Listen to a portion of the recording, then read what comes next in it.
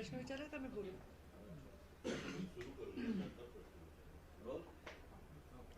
आज सर्वोच्च न्यायालयाने ईडब्ल्यूएस आरक्षण वैध ठरवलेलं आहे. कशा प्रकारे बघताय निर्णयाकडे? कारण 10% सर्वोच्च न्यायालयात याचिका दाखल झाली. सर्वप्रथम मी नरेंद्र मोदीजी प्रधानमंत्री झाल्यानंतर त्यांनी घेतलेल्या महत्त्वाच्या निर्णयापैकी एक निर्णय हा होता, आर्थिकदृष्ट्या मागासलेल्या वर्गाला 10% आरक्षण देण्याचा निर्णय. आणि त्या निर्णयाचा सुप्रीम कोर्टामध्ये आज अंतिम निकाल होता आणि त्यामध्ये सन्माननीय सुप्रीम कोर्टाने हा निर्णय वैध ठरवलेला आहे, त्याच्यावर शिक्कामोर्तब केला. या निर्णयाचं मनापासून स्वागत करते. सामाजिक मागासलेपण आणि आर्थिक मागासलेपण ह्या दोन वेगळ्या गोष्टी आहेत, पण दोन्ही तेवढ्याच महत्त्वाच्या गोष्टी आहेत या देशाच्या युवकांच्या भविष्याला डिझाईन करण्याच्या दृष्टीने.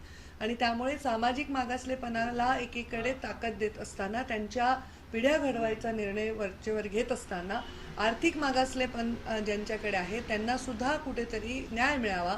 आणि त्यांच्यामध्ये असणाऱ्या मेरिटमध्ये तर केवळ पैसा त्यांच्याकडे नसल्यामुळे जर त्यांना संधी मिळत नसेल तर त्यांच्यासाठी हा निर्णय अत्यंत योग्य आणि आवश्यक आहे असं मला वाटतं. आणि आज त्या निर्णयावर शिक्कामोर्तब झालं आहे, त्यामुळे भविष्यामधल्या पिढ्या घडण्यासाठी या निर्णयाचं मोठं योगदान होणार आहे.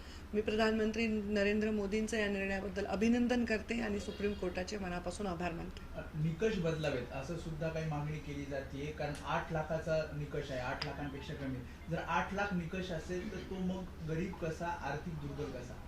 आपण जर आता महागाईचा निर्देशांक पाहिला, लोकांच्या फी स्ट्रक्चरचा थोडा अभ्यास केला, एखाद्या व्यक्तीला शिक्षण घेण्यासाठी त्याचा राहण्या खाण्यापासून लागणाऱ्या खर्चाचा सगळ्यांचा अभ्यास घेतला तर हे निकष काळानुरूप मला वाटत नाही की चुकीचे ठरतील.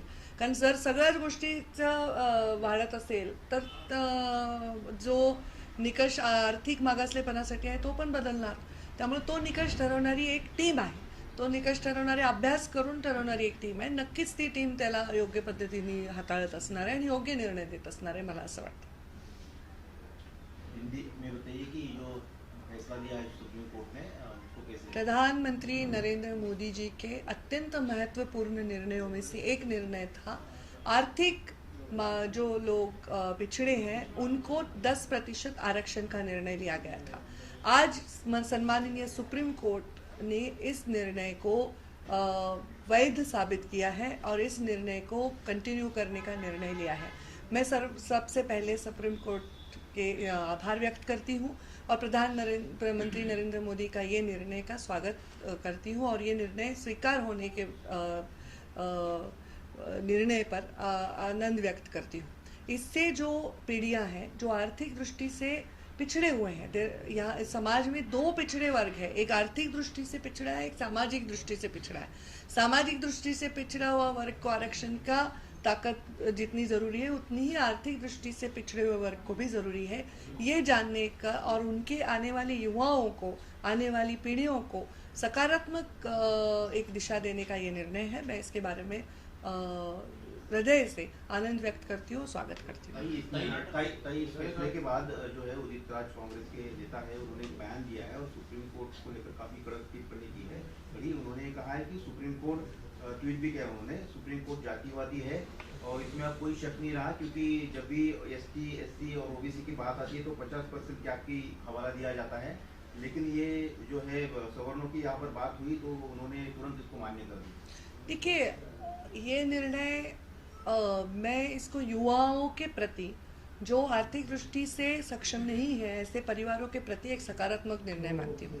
मैं पिछड़े वर्ग के आरक्षण के साथ हूँ, मैं खुद उन विचारों के साथ हूँ, तो मुझे लगता है उनके आरक्षण को कहीं भी धक्का ना लगते हुए अगर ये आरक्षण दिया जा रहा है तो इसमें कोई गैर नहीं, इसमें कोई राजनीति नहीं होनी चाहिए. उनके बयान को आप कैसे देखते हैं? उन्होंने सुप्रीम कोर्ट के ऊपर मेरी विनती है इस बारे में कोई राजनीति ना हो. ये युवाओं का भविष्य शेप करने वाली योजना है, इसके बारे में राजनीति ना हो. आरक्षणाचे निकष हे आर्थिक पातळीवरतीच असावेत आणि त्याच दृष्टीने पुढे जावं असं मला वाटतं. नाही, कारण सामाजिक मागासलेपण हा फार गंभीर विषय आहे आणि तो अजूनही लोकांच्या मनातून पुसला गेला नाही. त्यामुळे सामाजिक मागासलेपण जोपर्यंत मनातून जात नाही, जातीपातीच्या भिंती जोपर्यंत माणसाच्या व्यवहारात, मनामध्ये, त्याच्या रोजच्या जीवनामध्ये पडत नाही, तोपर्यंत सामाजिक मागासलेपण ह्या एक लोकांच्या मनामधला विषय कायम राहील आणि त्यांना ताकद देण्यासाठी सामाजिक मागासलेपण कायमचं सोडण्यासाठी त्या आरक्षणाला कंटिन्यू ठेवणं आवश्यक आहे असं मला वाटतं. काल भाजपची जागर यात्रा होती, त्यामध्ये पूनम महाजन असं म्हटलं की माझ्या वडिलांना कोणी मारलं हे मला माहिती आहे, मला त्यामागचं मास्टर माइंड सुद्धा मला माहिती आहे, आणि जेव्हा तुम्ही सत्तेत होतात तेव्हा तो का समोर आला नाही, असं त्यांनी थेट आरोप केला. मला त्यांचं काही स्टेटमेंट मी ऐकलं नाही, पण नक्कीच त्यांचं स्टेटमेंट कुठल्या तरी एका विशिष्ट स्टेटमेंटवर अवलंबून असेल आणि त्यांनी ते पूर्ण विचारार्थी मांडलं असेल.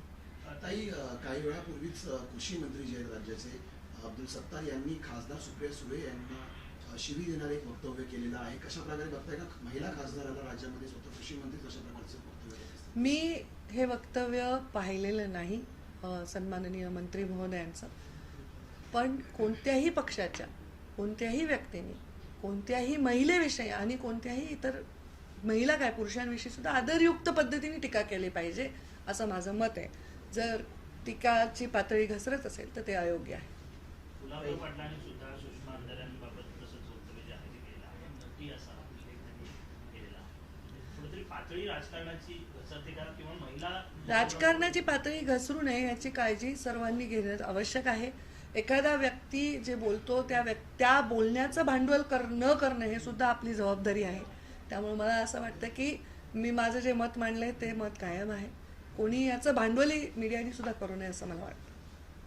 भाई हिंदी में की जो बयान आ रहे लगातार सरकार की तरफ से जो मंत्री एकनाथ शिंदे की तरफ उनके खासतौर पर सुप्रिया सुले जी हो या फिर सुषमा अंधारी उनको लेकर जो बयान दिए जा रहे हैं उसको लेकर कैसे आप देखते हैं? मैं कोई भी मंत्री हो, चाहे वो कोई भी पार्टी का हो, कोई भी राजनीति में या राजनीति के परे काम करने वाला व्यक्ति हो, वो महिलाओं के प्रति सम्मानजनक व्यवहार रखे ऐसी अपेक्षा करती हूँ. और मैं सिर्फ राजनीति में नहीं तो राजनीति के बाहर भी महिलाओं को सम्मानजनक व्यवहार मिलना चाहिए. महिलाओं को क्या किसी और पुरुष के बारे में भी गलत टिप्पणी, वैयक्तिक टिप्पणी और नीचे के स्तर की टिप्पणी नहीं होनी चाहिए. राजनीति की गरिमा बनाए रखनी चाहिए. मुंबई में बीजेपी ने मुंबई का जागर इस तरह का अभियान शुरू किया है और उसमें वो मुंबई बीएमसी को लेकर मुद्दे उठा रहे, रोज सभाएं कर रहे हैं. विपक्ष का ये कहना है कि बीजेपी हमेशा ये जागर नहीं है, गाजर है. बीजेपी हमेशा लोगों को लॉलीपॉप देती है, 2014 से चलता रहा है. देखिए, अभी चुनाव है तो हर पार्टी अपनी पार्टी की मर्यादाओं को बढ़ाने की, अपनी पार्टी की ताकत बढ़ाने की कोशिश करेगी. तो ये सब बयान होना नेचुरल है.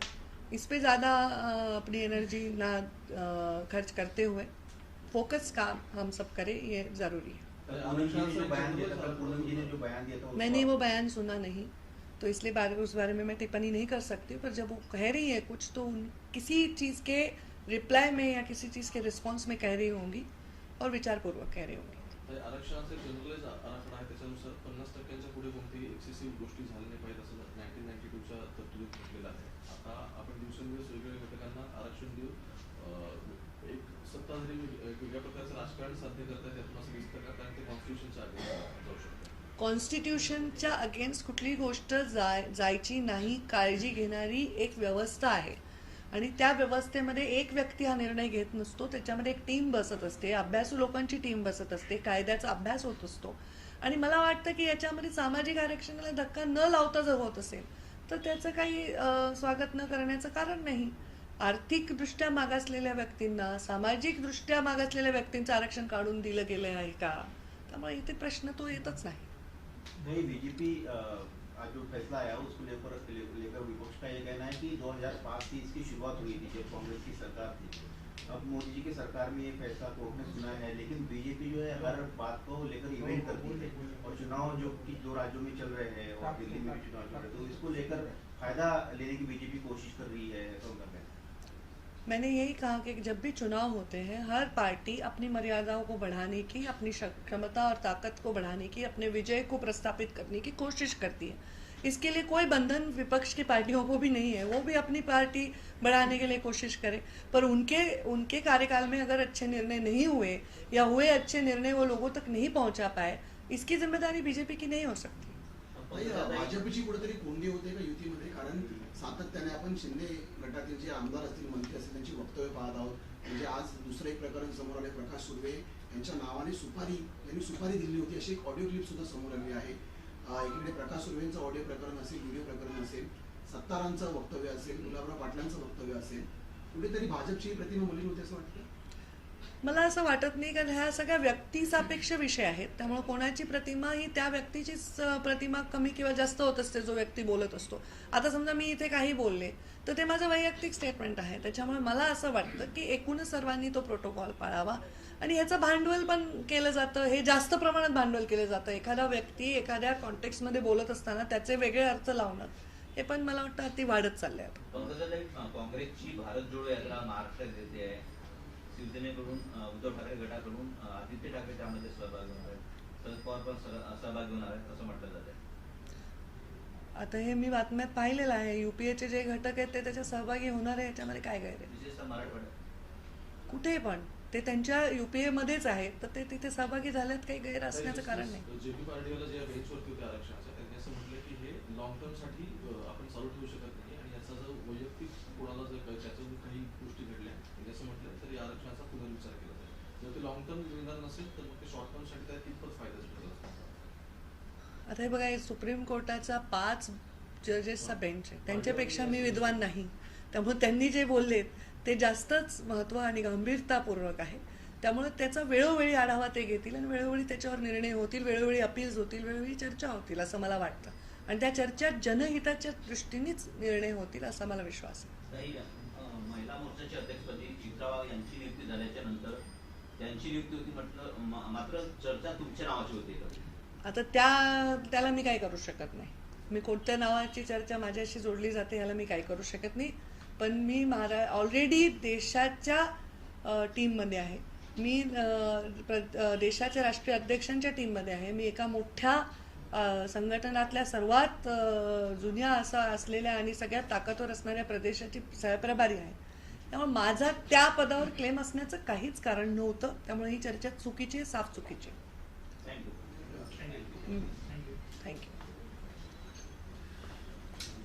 थँक्यू. लिस्ट पाठवा. विजिटर्स फुल हाऊस आहे.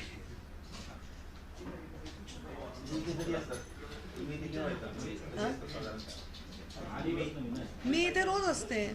म्हणजे मी जर मुंबईत असेल तर मी दुपारी जनरली मी 1-1:30 वाजता येते. माझे काही कामं असतात सकाळचे ना, ते संपवते. कारण एकदा पब्लिकमध्ये शिरलं की कामं राहून जातात. तर मग मी 1-1:30 वाजता येते. संध्याकाळी जोपर्यंत लास्ट व्हिजिटर असतो थांबते. 6, 7, 8.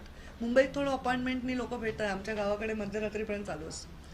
तर मी इथे असतेच. फक्त मी आता उद्या भोपाळला जाणार आहे, परवा मी माझ्या मतदारसंघात जाणार आहे. तर मी महिन्यातले 10-15 दिवस दौऱ्यातच असते. जेव्हा असते इथे असते.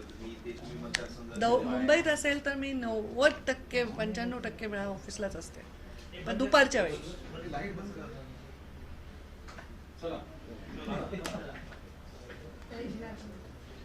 ते पण ऑन एअर गेले.